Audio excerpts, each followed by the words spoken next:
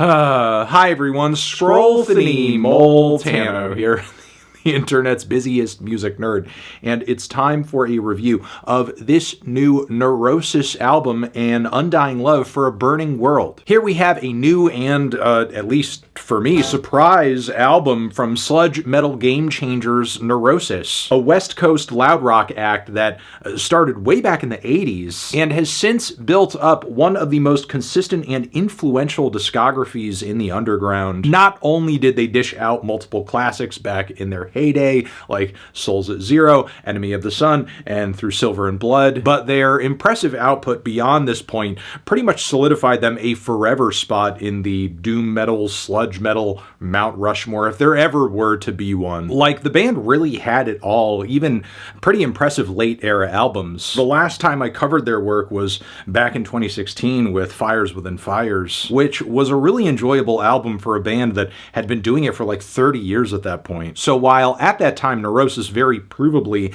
had a lot more gas left in the tank, in 2019 we received news that one of Neurosis's founding members, guitarist and vocalist Scott Kelly, abused his wife and children. And following this planned public admission, he was quickly dismissed from the band. But now, in what is essentially a post-metal miracle, the band is back and now working with vocalist-guitarist Aaron Turner, who might as well be second in line in terms of importance with anything having to do with sludge metal, atmospheric sludge metal, post or otherwise, especially considering his founding of Hydra Head Records, the roles that he played in incredible groups over the years such as ISIS, Old Man Gloom, Sumac most recently. So if Neurosis was going to add a new member to the fold in order to make a comeback, Turner is kind of like the dream pick of all dream picks. A pioneer and innovator in his own right who is also obviously so deeply inspired by the groundwork that Neurosis laid before him. And his success is living proof of how great their ideas were. If anyone is going to add to the band's legacy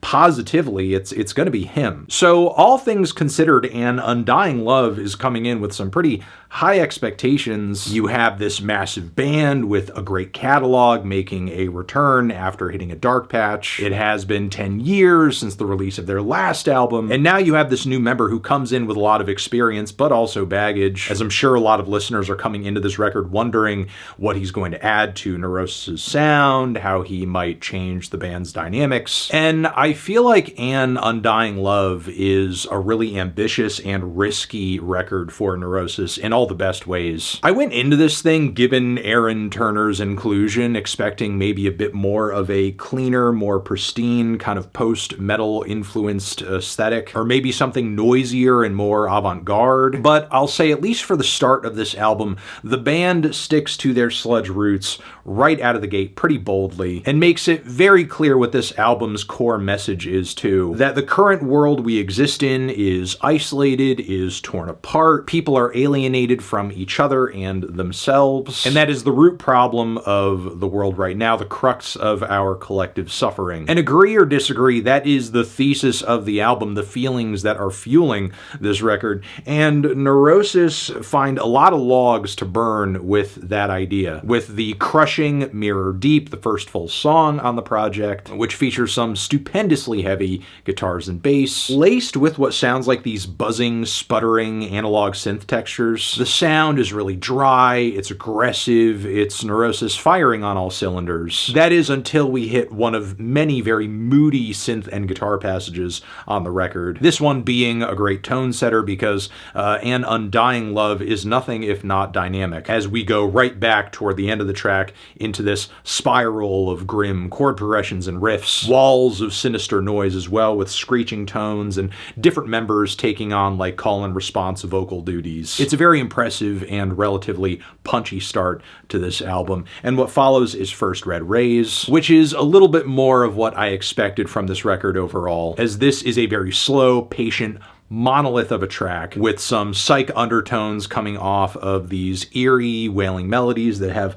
a strong vibrato to them. And this is some of the best and most immersive doom that I've heard in a minute. And I love not only the contrast between these intro sections of the song and the grittier, faster, more aggressive riff passages, but eventually the band moves into this very slow, dramatic series of synthesizer and very weepy guitar layers that honestly feels kind of like a Pink Floyd coded moment. It's very progressive rock inspired and pretty theatrical too. And I will say the only spot that really irks me is the chord change and vocal switch up at the very, very end of the track, which makes for a very short kind of cap on what is otherwise a very great and consistent song that's super engaging for pretty much all of the 8 minutes that it lasts. The band then tops this track with the 9-minute Blind, which features these strange slithering noises that are laced into the mix that perfectly complement these heavy psych riffs that have a bit of an exotic flair to them. And while this track is heavy and hard-hitting too, the band continues to lean into their prog influences as well, especially around the midpoint where we hit these apocalyptic synth passages that are paired with depressing low-key guitars and what sounds like bells too, some reverse tones. The song just has so much variation and an amazing flow too, and lyrics that further drive home this album's themes around humanity broadly suffering. Wounded, wounded, will we heal or turn septic? Dreamless, dreamless, distant sleep. We are weeping, sorrow, sorrow. You know, it cuts us all the same. Longing, longing, sacrifice, and sever. Now, it's at this point we have hit the middle of the record, at least in terms of tracks. And I will say, for the first leg of this record, a lot of what we're hearing is hanging very firmly in aesthetics and vibes that I think, you know, would be enjoyable to your average underground metal fan. But then I think Neurosis's sound and approach changes considerably in the second half, even if the rest of the record still maintains a relatively heavy sound. Because a lot of the riffs and drums and progressions start reading a lot more like